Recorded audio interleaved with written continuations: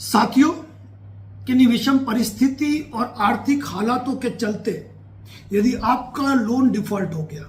या ये मान लो कि आपके मल्टीपल लोन डिफॉल्ट हो गए, सुबह जब आपकी नींद खुलती है और रात को जब आप सोते हो, उसके बीच में नोटिसों की बाढ़ होती है आपके व्हाट्सएप पे, मेल पे या पोस्ट के माध्यम से। हर नोटिस के ऊपर demand notice, loan recall notice लिखा रहता है, पर दिमाग में यह समझ में नहीं आता है कि किस नोटिस का जवाब कानूनी तरीके से देना चाहिए और किस नोटिस को इग्नोर करना चाहिए। तो जान लीजिए आज मुद्दे की बात। हर नोटिस डिमांड नोटिस होता है, लेकिन वह डिमांड नोटिस जो under section 25 the payment and settlement act के अंतर्गत दिया जाए, उसका आपको आपत्ति या जवाब देना है। ऐसा डिमांड नोटिस जो सेक्शन 138 एनआई एक्ट के अंतर्गत दिया जाए, यानी कि चेक बाउंस का नोटिस, आपको उसका जवाब देना है। यह भी ध्यान रखना कि 138 के साथ सेक्शन 25 काउंट नहीं होगा, लेकिन section 25 read with 138 NI act कहा जाता है, तो इसमें आपको कभी कंफ्यूज नहीं होना है। बीएनएस 316, 318 का पर्टिकुलर नोटिस आए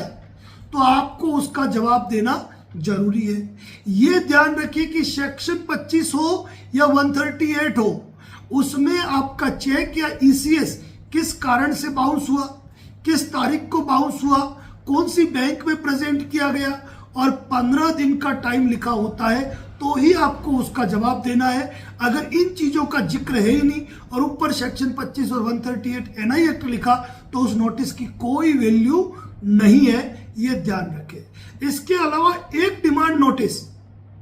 जो डेब्ट रिकवरी ट्रिब्यूनल एक्ट के अंतर्गत आता है, एक डिमांड नोटिस जो अंडर सेक्शन 21 आर्बिट्रेशन एवं कंसिलिएशन एक्ट के अंतर्गत आता है,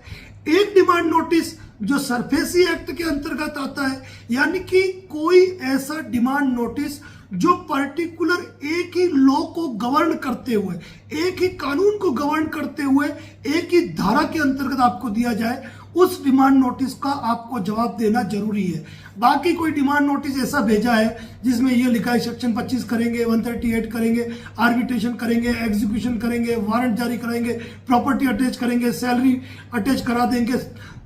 फलाना ढीकना, न जाने क्या क्या क्या क्या लिखा है, तो ऐसे किसी नोटिस का जवाब दो या न दो, कोई फर्क नहीं पड़ता है, लेकिन पर्टिकुलर सेक्शन पे दिए गए नोटिस का जवाब देना बहुत जरूरी है, ये ध्यान रखें। और प्रायर नोटिस उतना ही इंपॉर्टेंट है, ये चीज ध्यान रखें।